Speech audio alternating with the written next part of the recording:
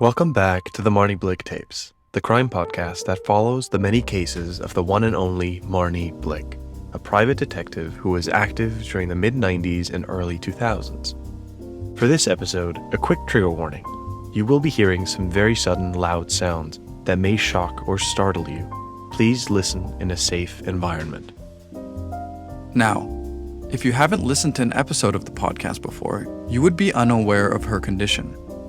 Marnie Blick was paralyzed from her waist down and had her assistant, Finn Graham, go out and conduct the investigations in person and report back to her. He did this by sending or playing recorded tapes of interviews and phone calls back to Marnie after having recorded them. And that's what you'll be listening to. Edited down versions of those recordings, along with our narration to guide you along the way. So before we dive headfirst into this week's case, we wanted to thank you, as this is the last case of the first season of the Marnie Blick tapes. We also wanted to thank everyone for supporting us throughout this process. Every comment, like, review, and donator is so greatly appreciated. This is the final case for our first season of the Marnie Blick tapes, and we wanted to take that opportunity to share more about Marnie herself, and more about her past, specifically about the events leading up to her accident. As you'll soon see, today's case relates to that incident. Marnie Blick was born on January 6, 1965, in New York City. She was the daughter of Olivia and Mark Blick. Mark was an affluent art dealer, and Olivia was a professor at Columbia. She attended Harvard as a psychology major and was captain of the track team. She later got her master's in criminal psychology. After finishing her degree, she worked as a prison counselor on the USP Florence AdMax, a super maximum security prison, designed specifically for those prisoners deemed most capable of extreme violence towards staff or other inmates. The most famous prisoner recently being Joaquin Guzman, most commonly known as El Chapo. Marnie worked there for a year and was simultaneously hired as a consultant by various groups, the most notable of which was the FBI. She then decided to open up her own PI agency, and that's where she began her career as a private detective. Marnie Blick first gained major notoriety as a private detective when she solved the crimes related to the infamous serial killer Jack Strickland. She then garnered further acclaim when she took down one of the biggest crime rings in New York City while investigating a private murder case.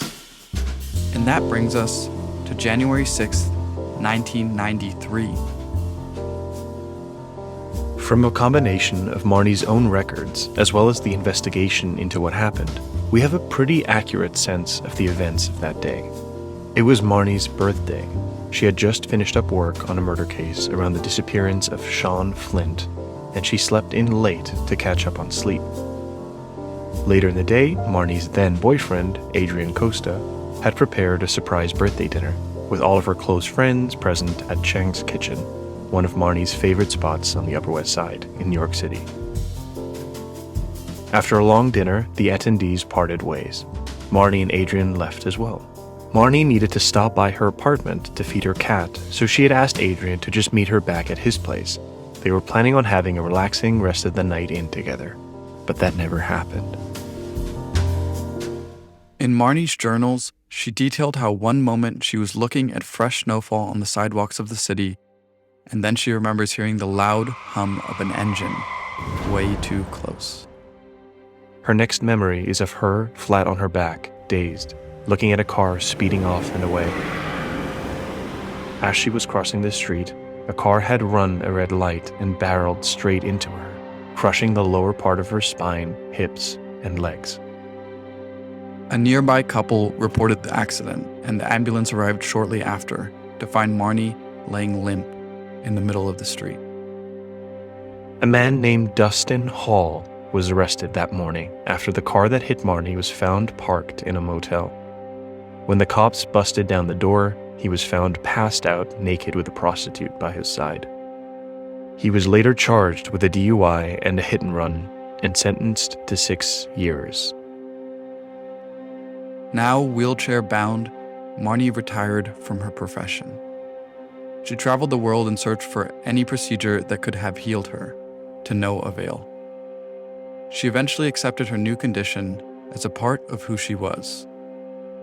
With that backstory out of the way, it's time to get to the case at hand. The case we've named the Devious Dispatching of Adrian Costa.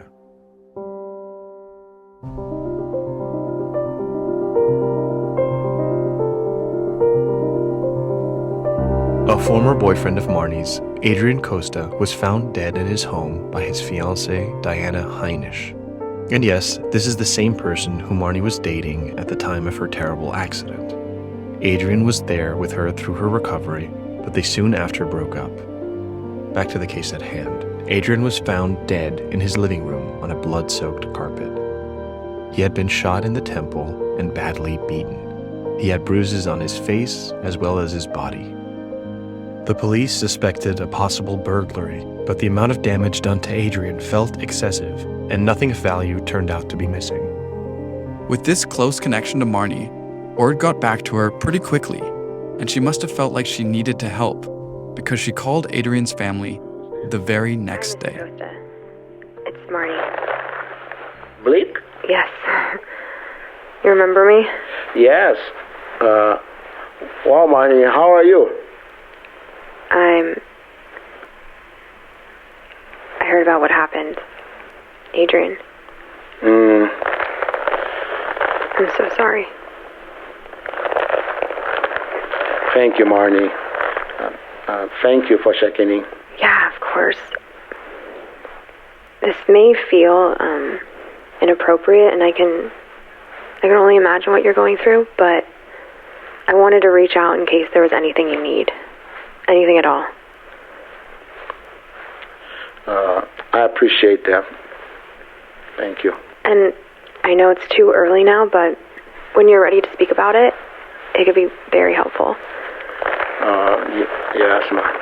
Because whoever did this, I will find them. I promise you, I will find out exactly what happened to him. Okay, it doesn't... Yeah, whenever you're ready to talk, call me. Okay, I will. Great. Do you have something to write down my number with? Sure. Just a moment, please. So, how is it? That was Rodolfo Costa, the father of Adrian. The Olivia Marnie referred to was Adrian's mother. As you can see, the family knew Marnie quite well. Adrian and Marnie dated for just over a year, but since Marnie's family was few and far between, the Costas often brought Marnie into the family for holidays and special occasions. A little backstory on Adrian. His record was squeaky clean, minus a few speeding tickets, and the most nefarious activity we could find was a weekly poker game that he played with some colleagues.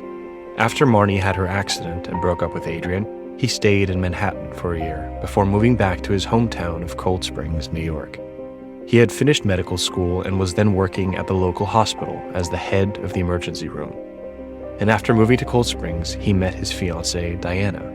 She worked as a veterinarian. Adrian had brought his dog, Bismarck, in for worms and asked her out that day. They lived in separate homes, but would often stay at each other's places. Before getting a call back from the Costa family, Marnie booked Finn a flight to New York, where he would begin his investigation, speaking to Adrian's co-workers and friends. They all confirmed that Adrian was just a good human. Finn contacted Diana, Adrian's fiancée. She agreed to the interview. Finn describes Diana as being very petite, with bleached blonde hair and dark eyes. Would you please state your name and association to Adrian Costa? My name is Diana Heinisch, and I'm Adrian's fiancée. Okay, perfect. And then, I was told that you were the one who found Adrian. Yeah, I was. Could you describe what led you to going over that morning? Yeah, so that morning, well, actually, the reason why I went over that morning is because I called him the night before. Sorry. I called him the night before just to talk and say goodnight. Is that unusual for him not to pick up? Yeah, a little bit. It's happened before. It's happened before. Usually because he's, tired from work, fell asleep, or something, on accident. So why did you go over in the morning? Well, I called him again in the morning, and he didn't pick up again. Okay, so then you decided to drive over. Yeah, we were planning on going to see each other. It was his day off, so I just came over earlier, I guess, than I had planned. Mm-hmm. So I didn't see anything like not normal, and so I saw his car was parked outside, and I knew he was home. And then I went up the steps, and that's how I noticed. That's when I noticed that the doorknob was broken. Like it was broken. Yeah, the whole door was busted. Okay. The cops said it was kicked in. And so then you called the police? No, I was really worried, and I went in and I yelled for Adrian, and he didn't answer. So sorry. I went in and I was looking in each room, and I saw he was on the ground. Oh. That's when you called the police? Yeah. I called 911, and I waited for them outside. Did you know he was dead? Yeah, I did. How'd you know? You just know his eyes are open, and there was a lot of blood. Mm-hmm. Did you touch him? No. I looked at him to see his face, and when I saw his eyes, I knew that he was gone. Yeah, I see. Do you know anyone that had a grudge against Adrian? No. I really don't. He's a really nice guy. So, like, genuinely a nice guy. Yeah. He's a warm, caring soul. Yeah. When did you get engaged? In April. April, okay. Were there any crazy exes? No, he didn't have any. What about you? We didn't have any problems. No, I mean, like any jealous exes or anything like that? No, nothing like that. Not this crazy. It says here that you were once called to... Sorry, let me see, what do I have here? It says here that you once called the police on a Derek Morano. Is that right? Moreno. Uh-huh. But that was just a heated argument. It never got violent. But you were scared it would get violent? Well... Potentially? Well, yeah, but he wouldn't do anything like this. Sure. Do you still speak to him? No. We stopped talking after the breakup. I see. But he wouldn't do this, not because of me. Okay. Right.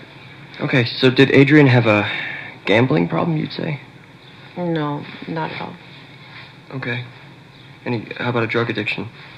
No, none. No history there? No. Okay. Yeah, I think we're about done here. Diana, thanks again for taking the time. The following day, Marnie received a call from Adolfo, Adrian's father. They exchanged pleasantries and caught up before getting down to brass Thank tacks. you. That's very nice of you. So, if we could, I'd like to just ask you a few questions. Go ahead. All right, so the first thing, is there anything that you think I should know? Anything that stood out from the reports or something you've heard or seen? Well, this is very difficult because this whole thing is very surprising to me. I would never in a million years thought that this could happen. Yeah, I understand. Maybe, is there anything that maybe felt off in the last few weeks? I mean, no. Like, it just feels unlikely this was a robbery. We're pretty safe now, and this seems so, I don't know, so malicious. So you think it's more likely that this was personal? Well, I've been thinking, and, well, I don't know, out of Adrian's friends, but the only person I have heard of who has a grudge against him is a former patient. Okay, do you know his name? I haven't been able to remember, but he had some threatening emails to the doctor's office. What happened? Well, our father and his kid came to the ER, and Adrian was operating on another patient. And during the wait in between, his son passed away. And he blamed Adrian for his son's death? Right. That's what he did. Since Adrian is the head and he was busy operating on a different patient. So, yes, he threatened to sue, but he never did. Did he ever threaten him physically? So one time he came into the hospital really drunk and was demanding to see Adrian. But the police were called and he was arrested before anything happened. Wait, was Adrian still training judo? He was training jiu-jitsu, but yes, I think he was still doing it. Oh, yeah, that's right. He started doing that while we were dating. Is there anyone else that had any grudge towards Adrian? Well, I like to say I knew most of everyone who he was around, and he did come to me often when he had a problem, but I haven't been able to remember anything. So when was the last time you spoke? I'm pretty sure I talked to him the day before he died, midday during a work break.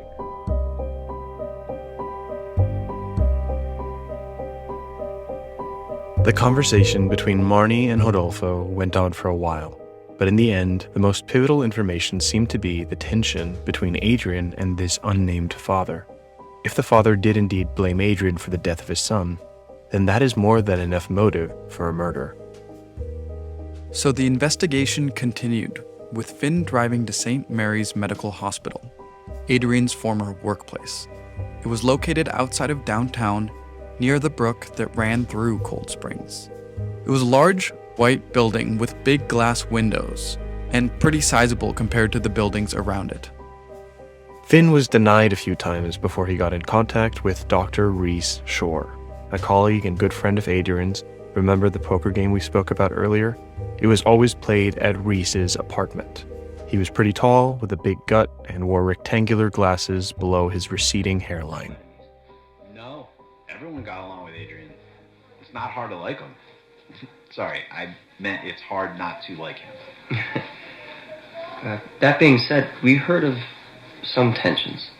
Who are you talking about? Well, we heard that there was let's say a disgruntled patient whose son had died after going to the ER. Oh, right. That happened earlier this year. What was his name? Sam Allen? Or Barker? I think it was Allen. Okay, so this Sam, what happened? Excuse me? What happened between Adrian and Sam? From what I was told, Sam's son died in the ER while Adrian was in charge. Yeah, that's true. Can you explain to me the situation, including what Sam came in for and why he blames Adrian? From what I know and saw that night, was that Adrian was going into the operating room as Sam came in.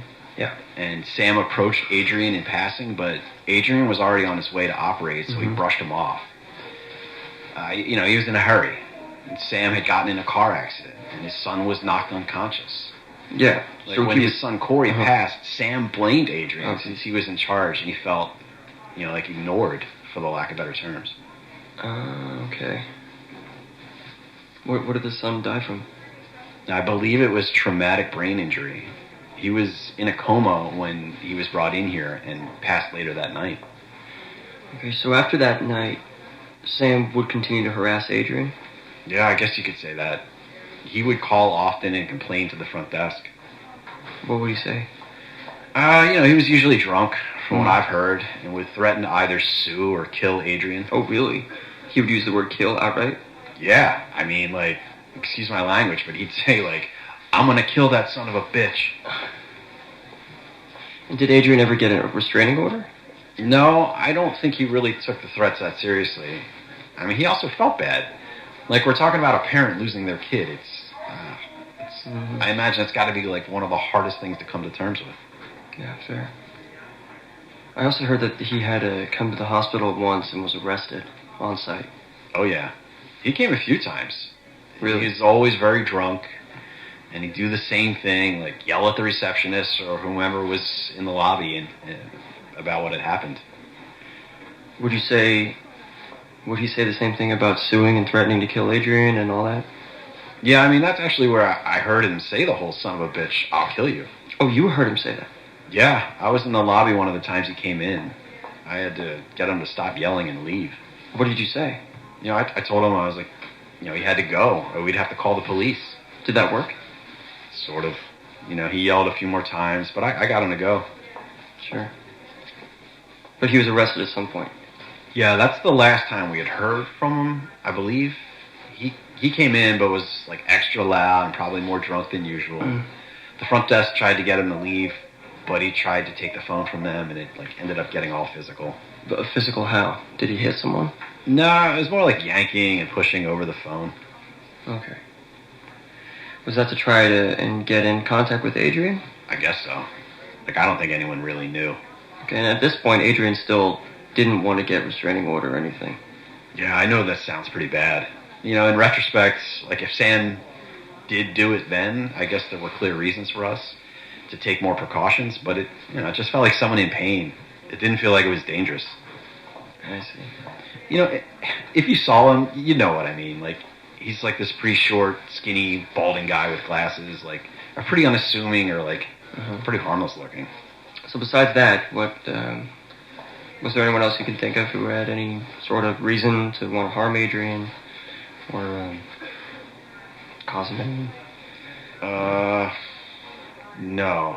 I mean, at least not that I've been able to think of. No one owed him money from your poker games, anything like that? No. I mean, I think I may have owed him a couple $100. I hope that doesn't make me a suspect. No, it doesn't. And that also wasn't what I meant. No, I was kidding, but yeah, no, no one owed anything substantial. We played for a few $100 every few weeks. I see.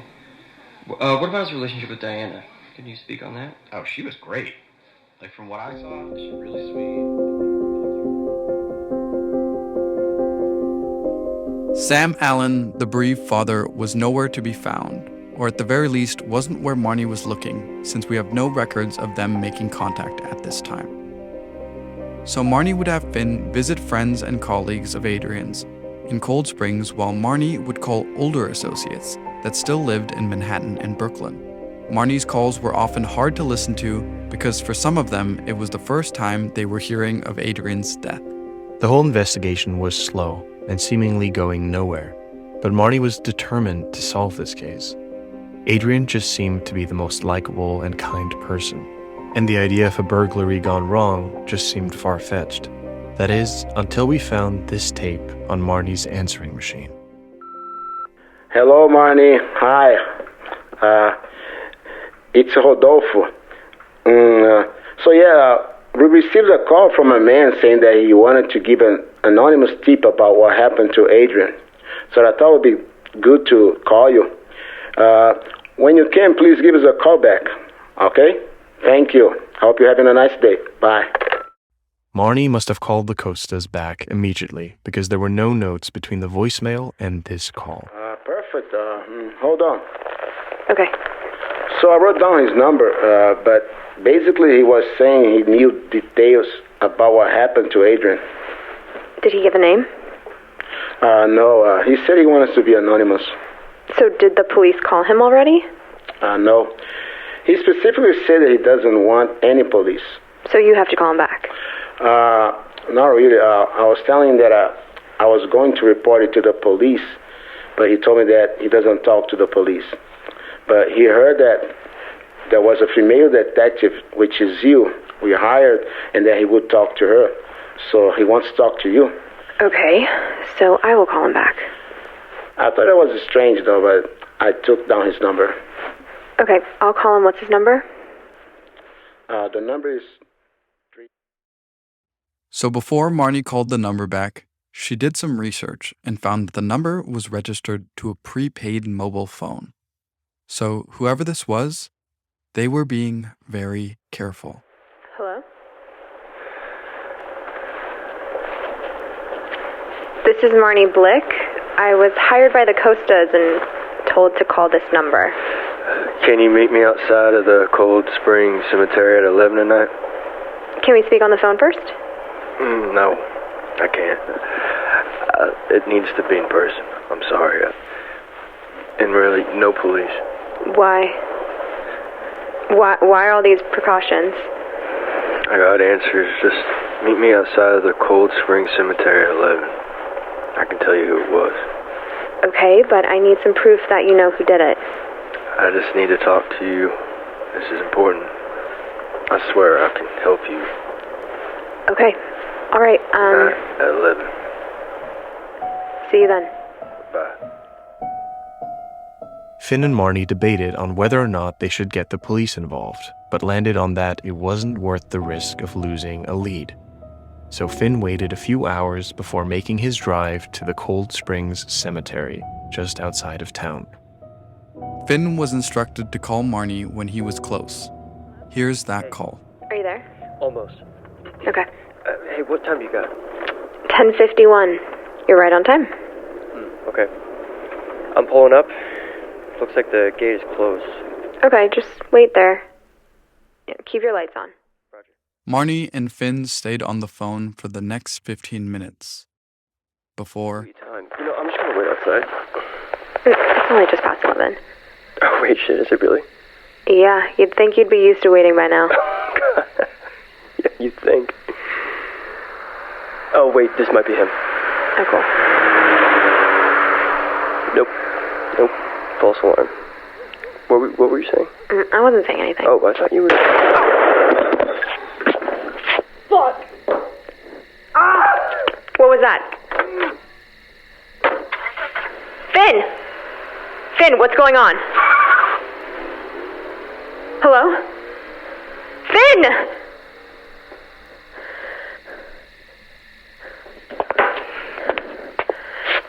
Finn, are you okay?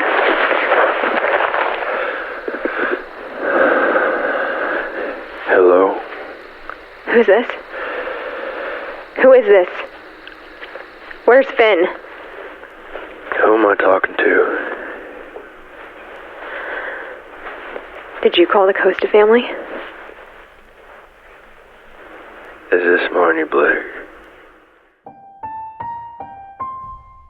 And that's where we'll end part 1 of the devious dispatching of Adrian Costa. Finn was shot, but managed to drive off and get away, leaving his phone behind. And the shooter picked up his phone. In part 2, we'll continue on to get to the bottom of what's been going on. This is a 3-part case and our season finale, so we hope it lives up to your expectations. Tune in to find out Finn's fate, the identity of the mysterious caller, as well as why Adrian ended up beaten and killed.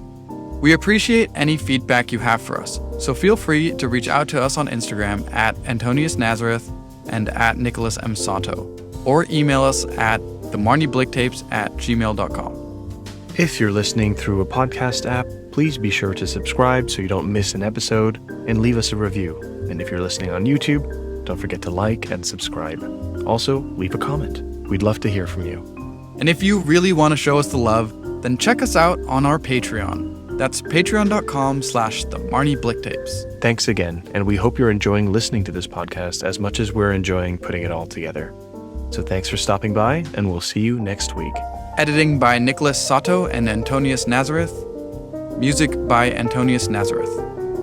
And special thanks to Mallory Blick and Layla, who's generously done all of our art.